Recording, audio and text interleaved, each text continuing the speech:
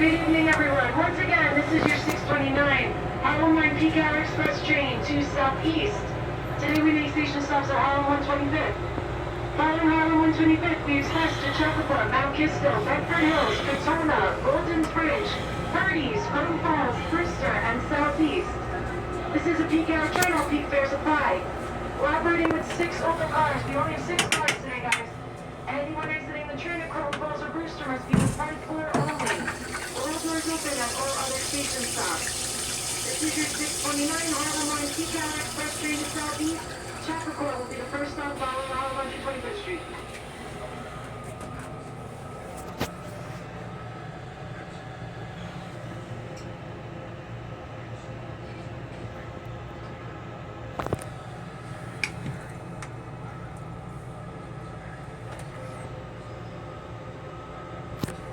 Mm-hmm.